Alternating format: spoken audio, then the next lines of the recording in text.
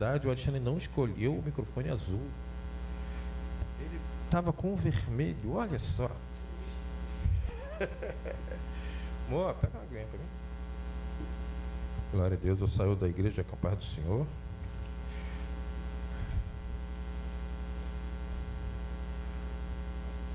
Deus sempre nos enche para fazer a obra dele. E comigo não é diferente, amém?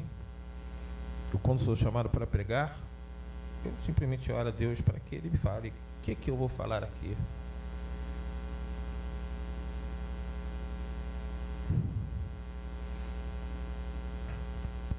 E Ele hoje falou uma coisa que eu estava num lugar totalmente sem propósito. Quer dizer, estava lá jogando futebol e um irmão de outra igreja veio conversar comigo. Eu conversei até com minha esposa sobre alguns posicionamentos. E me acendeu. Aí a gente começa a raciocinar. Daqui a pouco a pregação está na cabeça. Do nada. Quando Deus quer te usar, Ele te coloca. E aí, quando você tem um mínimo assim, de conhecimento, de amadurecimento, você segue aquilo que Ele deixou para você. Amém? E hoje nós vamos falar da palavra em Mateus 4. O ênfase seria Mateus 4,19, mas nós vamos ler de 12. Obrigado, amor. A mulher mais linda desse mundo. Do 12 ao 25. Fala sobre Jesus na Galileia e os primeiros discípulos. Amém?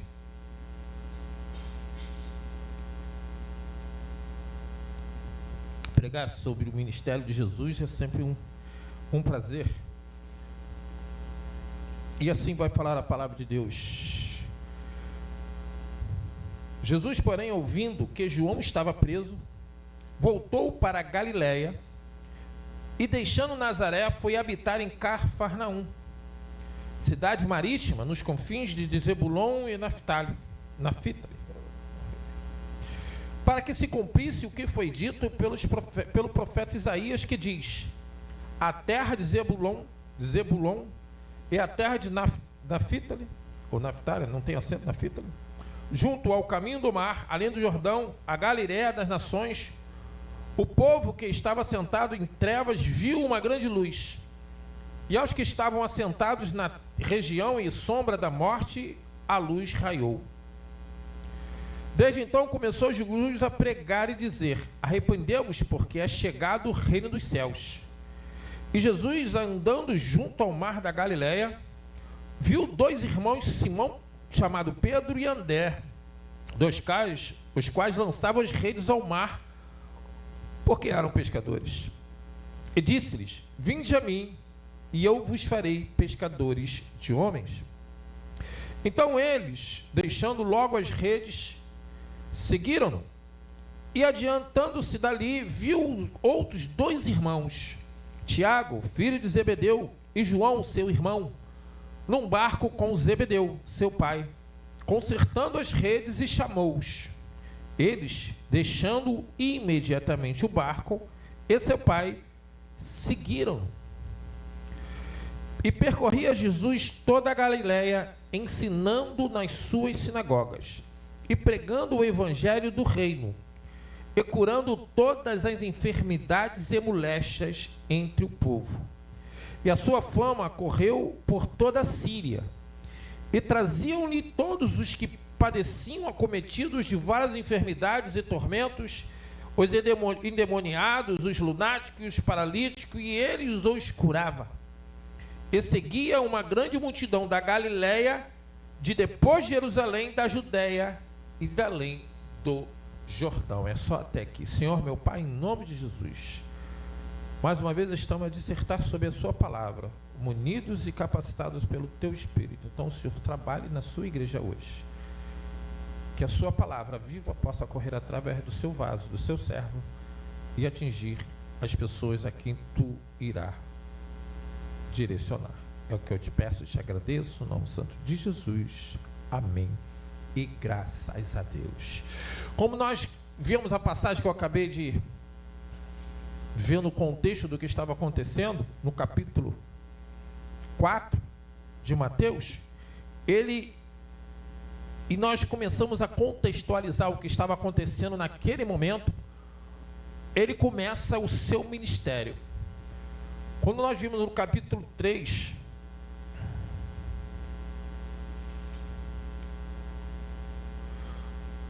no livro de Mateus, quando nós vimos o capítulo 3, falamos sobre João Batista, dizendo que ele apareceu no capítulo 3. Ainda no capítulo 3 ele fala do batismo de Jesus. Jesus, para fazer a obra, ele precisava do Espírito Santo, e o Espírito Santo chegou no batismo e veio em forma de pomba, aquela passagem que muitos conhecem. Ele era o próprio Deus, mas até mesmo ele trabalhou com o Espírito quando esteve em seu ministério terreno. E logo em seguida, no 4, ele vem sabendo da prisão de João Batista. Aquele exatamente que veio ser a voz do deserto, que seria o mensageiro que anunciaria o seu ministério, o ministério de Jesus, do Messias, estava preso. Mas a missão de João Batista já tinha sido concluída. E tanto ele, João, como Jesus entendiam que toda a visão seria para a eternidade, não como uma vida efêmera que nós temos aqui. E ele começa a preparar os discípulos, ele entende o que está acontecendo e começa a chamar aqueles que seriam os 12 apóstolos. E aí nós vamos pensar em João 3,16, porque ele vai falar que não só os apóstolos, que nós vamos entender o versículo onde nós falamos sobre o ministério, mas João 3,16 fala que ele deu o seu único filho para que todo aquele que nele crê não pereça. Então ele chamou os apóstolos para o ministério, mas ele fala que todos, repetindo, todos têm um chamado por ele. As pessoas acham que só entender quem ele era já são discípulos, já são filhos, mas não é bem assim. Nós precisamos atender aos chamados. E hoje nós vamos falar sobre isso, quando nós atendemos o chamado de Deus, e para que Ele vai nos chamar, e qual é o nosso papel nisso tudo. Porque os apóstolos, Pedro e Tiago, estava aqui e fala, Simão e Pedro e André largaram a rede, barco e vieram. Depois Tiago e João fizeram a mesma coisa, deixaram o barco, deixaram o próprio pai e vieram. Eles entenderam que tipo de chamado estava acontecendo ali. Eles entenderam. Como é que eu estava com esse fone aqui? Mas começaram a tentar. Eles entenderam qual é o nível e do grau de importância daquele que o chamava. Não era qualquer um, que ele, não, espera aí. Não, eles largaram tudo que estavam fazendo e vieram. Aí nós começamos a pensar em todas as pessoas. Porque que ninguém nasce convertido, ninguém nasce crente, ninguém nasce servo, discípulo, pastor, pregador, levita, ninguém nasce dessa forma. Uma hora você foi chamado. Às vezes foi chamado como corpo, depois é levantado ao ministério. Outros já anunciado antes mesmo que você tenha um chamado ministerial. Depende do relacionamento, depende do propósito que Deus tem com a pessoa. Ele pode fazer de um a um, ou chamar direto. Mas numa coisa nós temos que entender: tudo que nós fazemos na vida, nós precisamos aprender e nos preparar para isso, até para sermos servos. Para sermos servos, nós não podemos ir de qualquer forma e servir. Como nós vamos servir a um Senhor que nós não conhecemos e não sabemos o que Ele quer de nós? Se nós formos procurar um emprego, formos ser um empregado de uma empresa, de um senhor, tanto faz, ele vai falar conosco e vai nos dar as ordens necessárias para nós cumprirmos a nossa função. Mas e o servo de Deus? O servo de Deus, ele vai conseguir ouvir de Deus o que Deus quer dele, em que momento? Logo de entrada, isso não acontece. Então a palavra vai nos falar, vamos lá. Ele chama a todos. Bota aí, Ingrid, Mateus 11, 28. Fora João 3,16, que eu já falei, esse aqui é: vinde a mim, todos estão cansados e oprimidos, e eu vos aliviarei. Quando nós damos crentes, como falamos com outra pessoa, falamos a paz do Senhor, meu irmão, a paz do Senhor, porque nós entendemos que estamos querendo que a pessoa receba de Deus a paz que só Ele pode proporcionar. Se só Ele proporciona isso, enquanto nós estamos no mundo, nós somos cansados e oprimidos. Nós buscamos satisfações sintetizadas de outras formas, através do pecado, para nos aplacar a nossos cansados, as nossas opressões, os nossos vícios, as nossas fraquezas, e o mundo nos fornece isso, cobrando o seu devido preço. Mas aqui Jesus fala: ó, eu sou quem te criou, quem tem toda a tua vida nas minhas mãos. A tua plenitude de vida é só comigo. Então vende a mim, vós que estáis cansados e oprimidos, e eu vos aliviarei. Ele fala aqui a todas as pessoas que nasceram com propósitos, que Deus não faz nada ao acaso.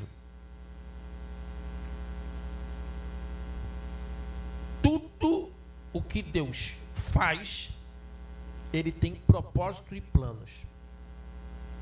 Ou faz, ou permite que seja acontecido. Às vezes não é Ele, mas Ele sabe, tem um controle dele. Hoje, na escola dominical, eu estava falando sobre a passagem sobre Jacó e Esaú.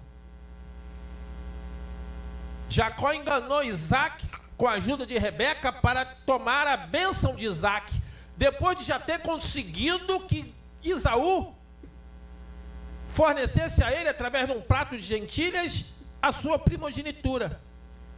Poxa, mas Deus não estava atento a isso?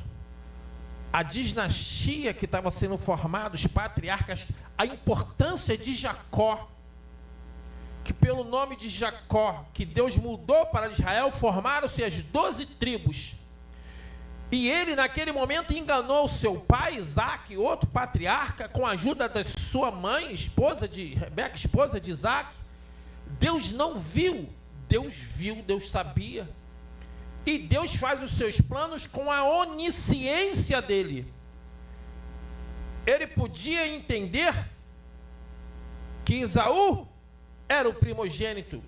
E naquela época, a princípio, teria direito à bênção de Isaac, a primogenitura e a descendência principal da família. Mas Isaac não servia para o que Deus queria. Isaac não dava valor à primogenitura. Esaú não dava valor a isso. Esaú não dava valor à sua primogenitura. Ele vivia no momento, ele não pensava em coisas duradouras. Ele não tinha um contexto firmado. E Jacó tomou a sua frente. Depois teve que fugir e voltar anos mais tarde para dar sequência. Davi, Samuel foi indicado por Deus para ir à casa de Jessé procurar o novo rei. Jessé apresentou seus maravilhosos soldados, filhos, mas não era nenhum deles. Jessé escondeu Davi lá com as malhadas, não deixou Davi ali para apresentar a Samuel. Até que Samuel falou: não é nenhum desses. Aí Jessé: poxa, mas o único que eu tenho está lá. Aquele não seria para Jessé, mas era para o próprio Deus. Ele não precisava de um soldado incontestável e valente, Porque a força de Davi vinha do Senhor, não do seu braço. Ele não precisava de uma pessoa totalmente capaz, precisava de um homem de fé. Porque quem derrubou as muralhas de Jericó não foi Josué, foi Deus. E quem colocou Golias ao chão foi o próprio Deus. Então, quando as pessoas tentam mudar alguma coisa, Deus já antevém o que vai acontecer e o resultado. Samuel falou, não é nenhum desses. Deus já tinha preparado. Como preparou? Tudo para que Jacó se transformasse em Israel e formasse as 12 tribos que seriam o povo de Deus. Tudo está no controle de Deus. E quando você é chamado, ele vem, fica comigo. Mas você chega sem entender o que veio fazer. Você aceita Jesus. Coloque aí na palavra de Deus. Efésios 4, 13 a 15. Olha o que ele nos pede. De 13 a 15. Até que todos cheguemos à unidade da fé e do conhecimento do Filho de Deus, a varão perfeito, à medida da estatura completa de Cristo, para que não sejamos mais meninos inconstantes. Olha só, você acabou de aceitar Jesus. Vinde a mim os cansados e oprimidos. Eu aceitei Jesus como o Senhor e Salvador da minha vida. Quase nenhuma chance de você não ser meninos inconstantes, porque você não tem experiência de relacionamento com Deus. Vamos continuar. Levados em roda por todo o vento de doutrina. Quantas pessoas hoje nas igrejas são crentes aleijados? O que é crente aleijado? Crente que não é firme. Crente que vem buscar beneficências sem dar nada para Deus, sem compromisso e sem entender qual é o propósito que tem Deus para a sua vida. É isso que acontece. São levados em roda por todo o vento de doutrina, pelo engano dos homens que com astúcia enganam fraudulosamente. E o 15. Antes, segundo a verdade, em amor, cresçamos em tudo naquele que é a cabeça, Cristo, que é a pedra angular da igreja.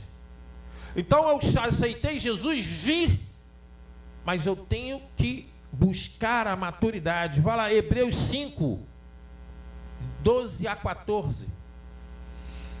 Porque é dividido. Você é chamado por Deus, tem uma parte que Deus te chama. Depois tem a parte que ele fala assim, fica aqui. E depois ele fala, vai. Chamou meninos inconstantes. Mas agora que você chegou, fica, aprende, amadurece, cresce, para depois ir. Quantas vezes você vê aquela pessoa que acabou de aceitar Jesus, e com aquela corda toda, ou acabou de aceitar Jesus, mas preso ao mundo ainda. Das duas formas, precisa ficar, precisa ser abraçado, precisa controlar o que está afoito e motivar o que está fraco. Porque as duas coisas são ruins. Você chega fraco, aceitou Jesus, aí vem todo incauto, com os pecados aflorados na pele ainda, mas você vai sentar na cadeira da igreja, você vai ficar, e ali o Espírito Santo vai trabalhar na sua vida. Todos acontecem isso. E tem aquele que chega, eu vou chegar lá, vou expulsar demônio, mas não vai. Não vai. Tem que sentar também do ladinho do outro. Ali Deus vai trabalhar os dois. Formar uma nova criatura, esquadrinhar através do Espírito para preparar para o vai. Ou, como é mais chamado nos ministérios, o id. Mas nós podemos falar, vai. Olha lá, Hebreus 5, 12 a 14. Porque devendo já ser mestres pelo tempo, ainda necessitais de que se vos torne a ensinar qual sejam os primeiros rudimentos das palavras de Deus. O que é um rudimento? É a coisa básica e rudimentar, simples, as palavras mais simples de Deus. E vós haveis feito tais que necessitais de leite e não de sólido mantimento. O bebê, quem já viu um bebê recém-nascido se alimentar num churrasco de carne? Não tem como. Você tem que dar o mingau, o leite materno. E nós, quando aceitamos Jesus, somos bebês na fé. Nós não podemos, tem certas coisas que não se fala nem mesmo com a Assembleia. Eu já conversando com os obreiros uma vez, eu falei de livros que eu li, que eu tive batalhas espirituais para não acabar de ler os livros. Lembra disso, Ingrid? Esses livros, eu não posso botar na mão de qualquer um. Tem certas coisas que é tratada ali que precisa de um amadurecimento. Tem certas brechas que se coloca que não é qualquer um que entra. A pessoa que está chegando agora, ele é um bebê. Às vezes tem 40 anos, mas é um bebê no relacionamento com Deus. Ele precisa ser alimentado, se fortalecido com um bebê, com leite materno. Lembra do bebezinho? Com o mingau, até ele começar a se alimentar de alimentos sólidos. Isso são fases de amadurecimento. Olha aí. Porque qualquer que ainda se alimenta de leite não está experimentado na palavra da justiça, porque é menino. Vai para o 14. Mas o mantimento sólido é para os perfeitos, os quais, em razão do costume, têm os sentidos exercitados para discernir tanto o bem como o mal. Isso é uma versão, tá? Não existem os perfeitos. Depois, não vamos dizer lá, mas são as pessoas mais amadurecidas no convívio, no relacionamento com Deus. O alimento sólido, entrar em certas orações, entrar em certos lugares, entrar em algumas brechas, ler, até conhecimento, entrar em certos debates. Por exemplo, eu falo muito aqui em Judas 1, versículo 3, que nós temos que batalhar pela nossa fé. Se a nossa fé não estiver fortalecida, as pessoas vão começar a falar e nós não temos o conhecimento para responder. Se nós não temos o conhecimento, cria dúvida em nossos corações. É por isso que nós precisamos ter conhecimento da palavra e crescimento espiritual. Somos só nós? Não. Mas vamos ler mais um antes. 2 Pedro 3,18. Antes, crescei na graça e conhecimento do nosso Senhor e Salvador Jesus Cristo. A Ele seja dada a glória, assim agora como no dia da eternidade. Amém. Chegou na igreja? Glória. Hoje a igreja estão passando por uma fase de esvaziamento. Então, às vezes, nós temos que preparar as pessoas na marra. Botar as pessoas que pelo menos falareis-me aqui. E fazer com que essas pessoas amadureçam. Mas o certo seria que isso fosse feito com experiência, pouco a pouco. Mas, infelizmente, nós temos que algumas pessoas que se entregam, estão pegando no tranco às vezes. Porque o reino de Deus precisa de estrutura. E nós estamos sendo forçados a fazer isso. Mas quando a pessoa entende isso, ela vai dar sequência. Todos nós precisamos crescer, entender isso. Mas todos? E Jesus? Jesus veio como verbo. Eu falei que quando nós estamos com um bebê na fé, nós somos tentados. Falei sobre Judas 1, versículo 3, que precisamos fortalecer a nossa fé, porque as dúvidas, as pessoas, como falamos aqui em Efésios 3, 13 e 15, servimos de engano de pessoas que vão tirar com ventos de doutrinas. Mas é só nós que passamos por isso. Jesus foi tentado no deserto. Vamos lá o que aconteceu com ele? Aqui, capítulo 4 ainda.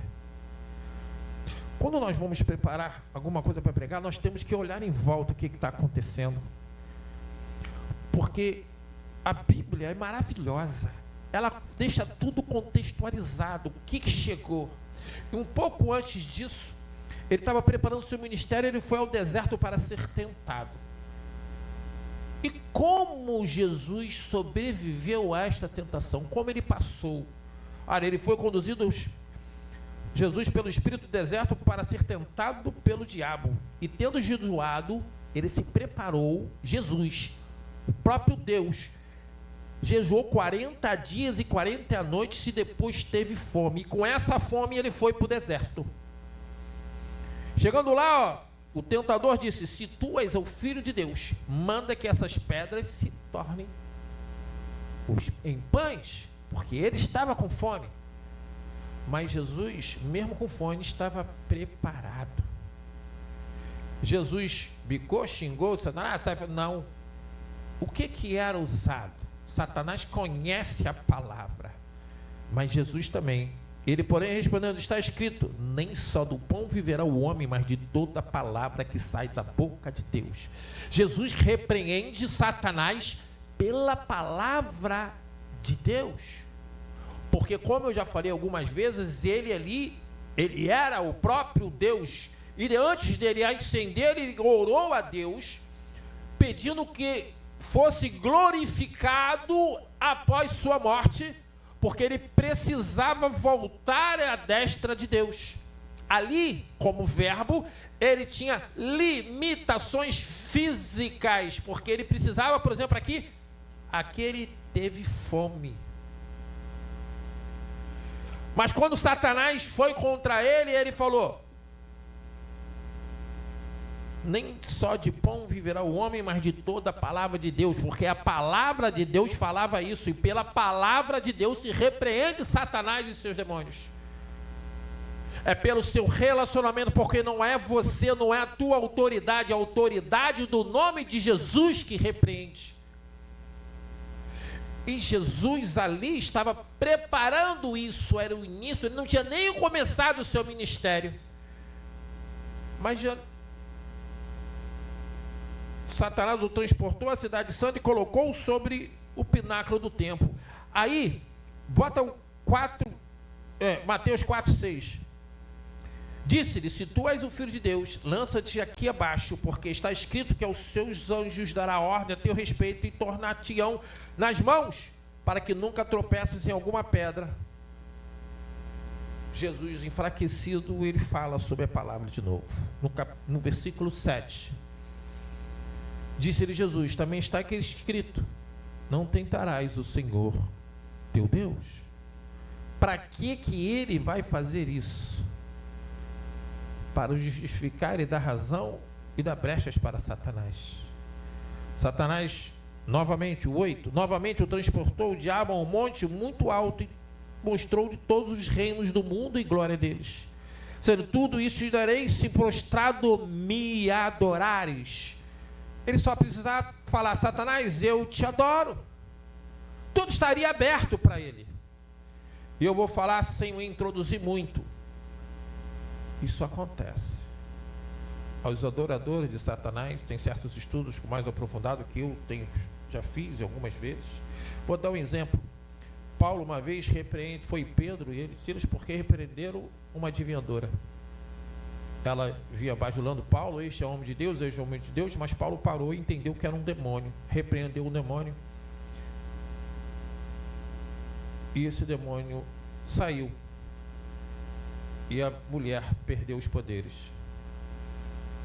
Tem pessoas hoje a nível de pactos demoníacos, que desenvolve algumas coisas fora do normal. Então vou falar uma coisa para vocês. Tem pessoas que até querem, mas não abrem mão disso. Satanás ofereceu a Jesus: te livro de tudo. Mas Jesus, de novo, no 10 ele fala: então disse-lhe Jesus: vai-te, Satanás, porque está escrito: ao Senhor teu Deus adorará e só a Ele servirás. Isso foi Jesus, o próprio Deus, que se preparou, jejuou durante 40 dias e 40 noites para estar ali. E as pessoas querem bater o pé e que tudo aconteça, quando o próprio Jesus teve que se preparar para isso. Todos nós precisamos. Mas aí tem uma outra passagem. Você veio, você entendeu o que eu estou falando, ciclou, se maturou, aumentou o seu relacionamento com Deus. Aí acontece outra coisa. Tu está indo para sua casa, voltando para a igreja, tendo ritmo sincronizado com Deus, aí Deus te chama de novo. Poxa, mas Deus já me chamou lá em João 3,16 ele fala, e em Mateus 11,28 ele fala: vim a mim os cansados e oprimidos. E agora eu já estou na igreja, já estou sincronizado, já estou bem com Deus. Aí ele vai falar para você, Mateus 4,19. Bota aí. Vocês lembram da passagem inicial? E disse-lhe: vinde a mim, e eu vos farei pescadores de homens. Nesse momento você está no banco da igreja, você já não é mais bebê na fé. Trouxe a presença de Deus para sua casa, a sua vida está entrando no eixo, numa paz que Deus consegue te proporcionar. Aí Deus vem e fala: eu tenho mais propósitos contigo. Nesse versículo ele chama para um chamado ministerial. Nesse momento tu fala: ah, não, eu estou tão bem assim. E ele te chama para o ministério. Tem pessoas que querem, tem pessoas que são chamadas, tem pessoas que se preparam, mas nada acontece sem o controle de Deus. Ninguém força isso, porque o Espírito tem que trabalhar. Chega uma hora, Deus te coloca num lugar, e neste lugar tu recebe o chamado: ó, vem comigo após mim, e eu vos farei pescadores de homens. É quando você é chamado no... Ó, eu lembro o Alexandre falando lá atrás, quietinho, né, Alexandre? Escondido. Vem. Não é isso, Alexandre, que aconteceu? Não, ninguém deu desculpa. Não. Vem. Ah, não, porque... vem em nome de... Não é isso, Alexandre? Deus chamou. Ele vai fazer o quê? Quando tu tem um chamado com Deus, Deus quer atrapalhar por você. Ele não te escolheu. Lembra que eu falei de Jacó? Podia ter sido Esaú, mas Deus estava vendo tudo acontecer. Ele tinha controle sobre tudo aquilo. Davi estava lá com as malhadas. Deus sabia que Samuel ia chegar lá e não ia ter o escolhido ali na casa de Jessé. O escolhido estava lá com as malhadas. Até que, e aí, cadê o... Não é nenhum desses, não é esse. Aí Jessé: não, tem um outro filho. Deus mandou ir lá buscar. Olha, aquele. Você pode estar em casa. O Alexandre estava escondido no banco da igreja. Você pode receber um convite na pracinha do pastor Carlos. Deus, quando tem propósito, quando tem planos para a sua vida, Deus vai te chamar, vai te colocar, vai te preparar, vai dar alguma forma. Mas essa parte de ficar aí, você ainda espera a capacitação ainda.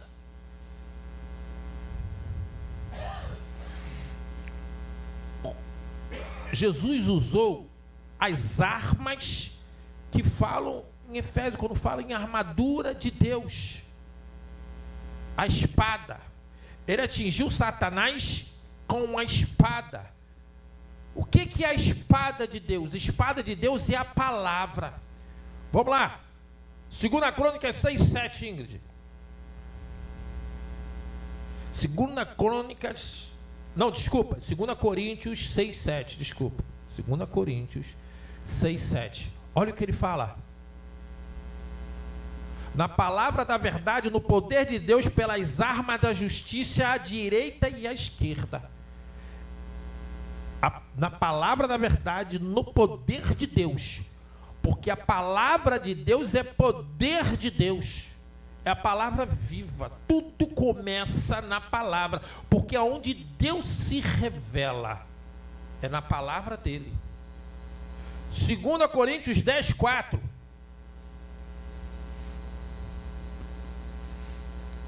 Porque as armas da nossa milícia não são carnais, mas sim poderosas em Deus para a destruição das fortalezas. Você lembra daquela passagem que nossa luta não é contra o carne nem contra o sangue, mas contra os principados e potestades. Principados é um nível demoníaco de alto escalão.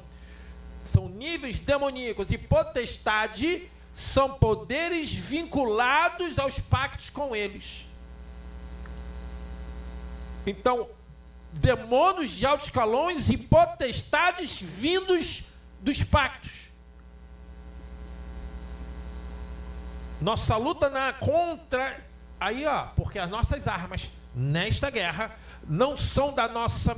As armas da nossa milícia não são carnais, mas sim poderosas em Deus para destruir das fortalezas. E nós precisamos resistir. Vamos travar isso. Em Efésios 6:13, vai nos falar aonde nós conseguimos. Porque, portanto, tomai toda a armadura de Deus. A armadura, quando nós falamos em Efésios, nós falamos da armadura, do capacete e da espada. A espada é a palavra da verdade. A armadura é a proteção do Espírito. Para que possais resistir no dia mau, havendo feito tudo, ficai firmes. Porque só por você aceitar Jesus como Senhor e Salvador da sua vida, você é serva do Cristo, você será perseguido. Quando você aceita que está fraco ainda, então as investidas são grandes. Quando você está calmo na cadeira, ameniza. Mas se você é levantado ao ministério, você pode levar outros, aí Satanás começa a investir. Quando às vezes o ministério, o Alexandre pede aqui, orar por mim, orar pelo ministério. Porque Satanás se levanta, mas em nome de Jesus se levanta para cair de novo. Porque a autoridade do nome de Jesus está acima. Porque foi falado que o nome de Jesus está acima de todo nome. Ele é o príncipe deste mundo, mas foi dada a Jesus toda a autoridade no céu e na terra. Então, quando nós vamos falando, repreender, é o Senhor, é o anjo de Deus e o próprio Jesus que está à frente. Nós saímos da nossa boca, mas a autoridade vem do nosso relacionamento com Deus. Se você não estiver num relacionamento aprofundado, você cai. Até mesmo Paulo, o apóstolo dos gentios, chamado de Saulo ainda, era perseguidor, tinha todo o conhecimento pelo entendimento dele. Aí vai para Damasco e tem um encontro com Deus. Ali ele entende, fica cego. Olha só, fica cego. Ananias vai, ora, ele recupera a visão. Glória a Deus. Ele começa a ficar um pouco em Damasco, mas Deus o pinça dali. O que você fala em pinçar? Tira só ele dali e leva ele para o deserto do Saara. Ele vai ficar 3 anos no deserto. Esses 3 anos, o que Paulo, na época Saulo ainda, ficou fazendo no Saara? crescendo na palavra, recebendo do próprio Deus o seu ministério. Todo o entendimento que ele viria a ser o apóstolo dos gentios, ele recebeu ali. Amém? Foi só ali que ele preparou? Não. Dali ele volta para Damasco, é perseguido, vai para Jerusalém, fica um pouco os apóstolos, é perseguido porque ele era muito viril, ele ia no cerne da palavra. Aí ele, o que eu vou fazer agora? Volta para Tarso. Deus vai agir. Barnabé vai lá em Antioquia, porque soube que tinha um polo, um grupo de cristãos fazendo alguns movimentos. Jerusalém fica sabendo, os apóstolos envia Barnabé. Barnabé vai lá e busca Saulo. Aí vai falar, bota aí, ó, Atos 11, 22 a 26. E chegou a fama dessas coisas aos ouvidos da igreja que estava em Jerusalém, e enviaram Barnabé até Antioquia. E qual, quando chegou e viu a graça de Deus, se alegrou e exortou a todos a que, com firmeza de coração, permanecessem no Senhor. Porque era homem de bem e cheio do Espírito Santo e de fé, e muita gente se uniu ao Senhor. E partiu Barnabé para Tarso a buscar Saulo, e achando-o, o conduziu para Antioquia. E sucedeu que, presta atenção, e sucedeu que todo um ano se reuniram naquela igreja e ensinaram muita gente em Antioquia. Foram os discípulos pela primeira vez chamados cristãos. Saulo já tinha sido preparado no deserto do Saara, mas ele ficou mais um ano sendo preparado e preparando em Antioquia, crescendo. Eu vou falar uma coisa para vocês. Diácono, algumas vezes me perguntam, você é teólogo? Antigamente eu falava que não, hoje eu falo que sim. Poxa, mas você não tem curso superior? Não. Mas como é que você é teólogo? Teólogo é... O que é teólogo? Teo, estudo, logo, palavra. Eu estudo a palavra de Deus, eu busco entendimento. Eu sou professor de escola dominical há décadas. Só aqui nesse ministério eu tenho mais de uma década ensinando a palavra. Todo domingo um ensinamento diferente, todo domingo um estudo, várias revistas. Eu busco o que me traz. Quando você vai estudar a palavra, você é chamado para pregar, você estuda a palavra, vê o contexto. Eu formei uma mini coleção teológica para me basear.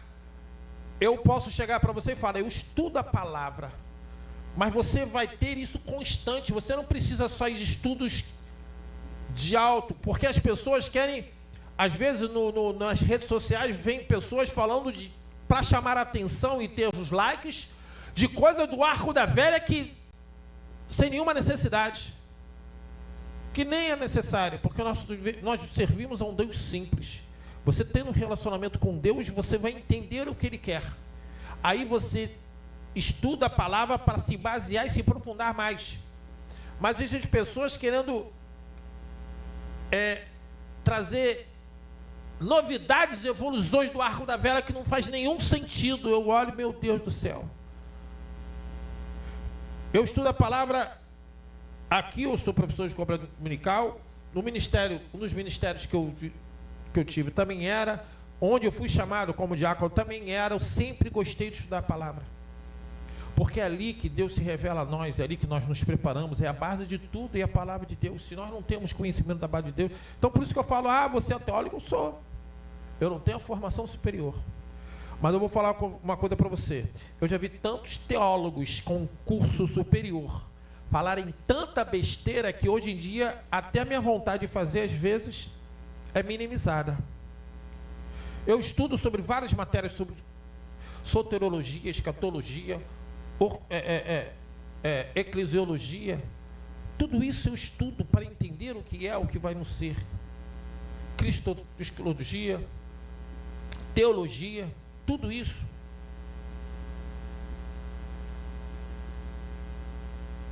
Para que, quando for tentado, eu saiba como me portar e responder. Porque Satanás vem, e vem a todos, e nós precisamos entender nosso posicionamento.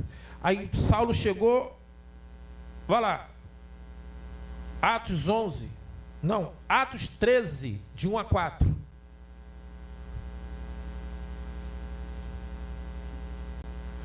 Na igreja que estava em Antioquia, havia alguns profetas e doutores, a saber, Barnabé e Simeão, chamado Níger, e Lúcio, Cirineu e Manaém, que fora criado com Herodes, o tetrarca, e Saulo. E servindo eles ao Senhor e jejuando, disse o Espírito Santo: apartai-me a Barnabé e a Saulo para a obra a que os tenho chamado. Então, jejuando e orando e pondo sobre ele as mãos, os despediram.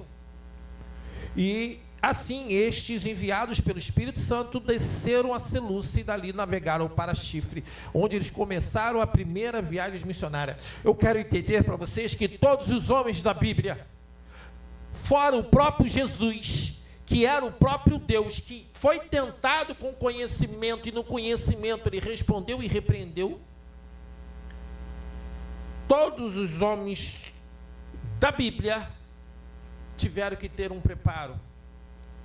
Paulo, no deserto do Saara, antes já tinha conhecimento, porque enquanto era um fariseu, foi treinado com Gamaliel, um rabino muito conceituado na época, em Jerusalém. Voltou para Tarso, quase um rabino, até que no versículo onde nós falamos que Estevão foi apedrejado, ele foi ao Sinédrio e deu cartas para ser perseguidor da igreja. Mas ele já tinha, com a visão do prisma do judaísmo, conhecimentos bíblicos. Já era quase um rabino, não era qualquer um, ele já era conceituado.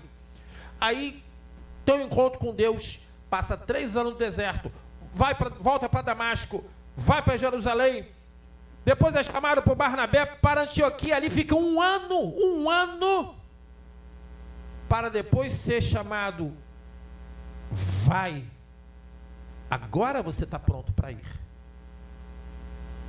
E mediante a este homem, o que Deus fez através deste homem, hoje nós somos atendidos pela palavra de Deus, porque ele saiu da sua área de conforto, e saiu para a primeira viagem missionária, depois para a segunda e depois para a terceira, a pé, às vezes a cavalo, fabricando tendas, sendo às vezes ajudado por igrejas, como eu já falei aqui em pregações, a igreja de Filipe ajudava financeiramente Paulo, a igreja de Antioquia, que nós citamos aqui, ajudava financeiramente Paulo, para que ele pudesse continuar o reino de Deus. É por isso que nós precisamos continuar ajudando. Paulo não está aqui, está no Senhor, esperando o juízo. Mas o ministério do reino de Deus continua aqui, precisando da sua ajuda, precisando da tua capacitação, precisando da sua oferta, precisando do eis-me aqui. Às vezes, sentadinho no banco da igreja, glorificando. Às vezes, Deus te chama para ser pescadores de homens, como talvez você estivesse até se escondendo disso. Mas Deus chamou a cada um para o reino, para servir o reino, cada um de uma forma diferente, de uma função diferente, de formas diferentes, mas todos são chamados. Mas vai falar lá, ó, Lucas 12, bota aí, 42 a 48, olha o que ele vai falar. Quando te chamam para o ministério, e disse o Senhor: qual é, pois, o mordomo fiel e prudente, a quem o Senhor pôs sobre os seus servos? O que é um mordomo? Mordomo é o que cuida de uma casa que não é sua. O reino de Deus não pertence a nós, este templo não pertence a nós, é a casa de Deus. Amém? Ele traz o ministério para ser canal e administrar as coisas dele. Amém? Quando você oferta a Deus, você não está ofertando ao pastor Carlos, você está ofertando ao reino de Deus, para que a obra seja feita. Amém? Então vai lá. Qual é, pois, o mordomo fiel e prudente, a quem o Senhor pôs sobre os seus servos para lhes dar o tempo, a ração? Bem-aventurado aquele servo a quem o Senhor, quando vier, achar fazendo assim. Em verdade vos digo que sobre todos os seus bens o porá. Mas se aquele servo disser em seu coração, o meu senhor tarda em vir, e começar a espancar os criados e criadas, e a comer e a beber e a embriagar-se, virá o senhor daquele servo no dia que não espera, e numa hora que ele não sabe, e separá-lo-á, ele dará a sua parte com os infiéis. Quantas pessoas estão no frente de ministérios envergonhando o ministério de Jesus? Eu falo uma coisa para você: o que foi dado lhe vai ser cobrado. Quando Deus te chama, como Mateus 11:28, a sentar no banco da igreja e aceitá-lo como Senhor e Salvador da sua vida, Ele vai te recompensar, mas vai te cobrar a fidelidade a Ele. E quando você é chamado ao ministério, Ele vai te exaltar em destaque. Não porque você se pronunciou que queria, porque Ele te chamou. Ninguém força, eu vou ser, eu quero ser. Tudo é chamado de Deus. Deus trabalha através do Espírito. E quando Deus trabalha através do Espírito, Ele capacita e dá a unção dEle. Cada um de uma forma diferente. Mas você não tem como forçar isso. Se você não tem fidelidade com Deus, se você não é servo de Deus, você não vai conseguir, porque eu falei que o próprio Jesus só começou o ministério dele quando o Espírito chegou para trabalhar com ele. E se você aceitou Jesus, agora é portador, é mordomo do Espírito Santo, é templo, é tabernáculo, o Espírito vai te capacitar e te impulsionar a fazer a obra, e o Espírito vai te chamar para fazê-la. O próprio Jesus, Pedro falou assim, ó, Lucas 22, 31 e 32, bota aí. Lucas 22, 31 e 32. Pedro foi chamado, mas falou assim, ó, disse também o Senhor, Simão, Simão, eis que Satanás vos pediu para vos ir andar como trigo. Mas eu roguei por ti para que a tua fé não desfaleça. E tu, quando te converteres, confirma teus irmãos. Poxa, mas Pedro era um apóstolo de Deus, discípulo, e não era convertido.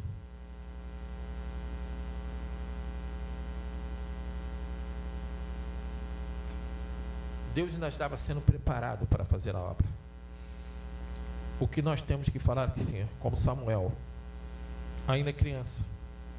Samuel, e ele não sabia onde devia a voz. Mas quando ele entendeu por alto, ele falou, Senhor, eis-me aqui. Eu posso sentar no banco da igreja. Eu posso ser chamado para ser um pregador da palavra. Eu nunca chego e falo, Pastor Carlos, ó, vou pregar essa semana. Nunca fiz isso. Nunca fiz. O que nós fazemos é responder ao chamado de Deus. Mas antes de vir para cá, precisamos ser o vinde, depois do vinde, o fica, se preparar, e depois o vai. Porque se você não se preparar, você volta para Satanás. Você não permanece. Você não cria casca na presença de Deus. Não cria relacionamento íntimo. Você não permanece nem no banco da igreja se você não tiver compromisso e um relacionamento. Pode ser que você seja um varão e nunca seja chamado ao ministério, mas você vai ser valoroso ali sentado como corpo de Cristo, porque o corpo é essencial ao ministério.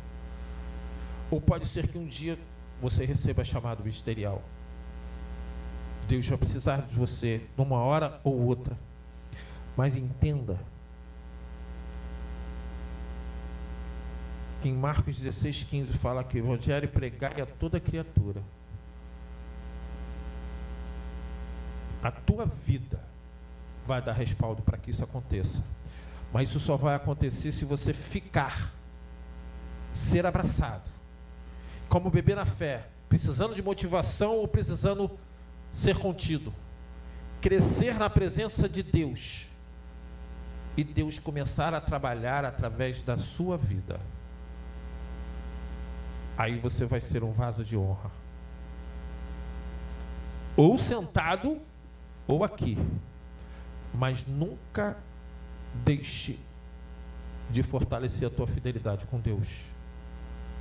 Porque você pode não ser chamado ao ministério, mas você foi chamado para ser servo mesmo assim. Todos nós somos servos de Deus, porque atendemos ao chamado do nosso Senhor. E fortalecidos pela palavra e pelo Espírito, nós vamos entender para o que fomos chamados. Eu agradeço a minha oportunidade em nome de Jesus.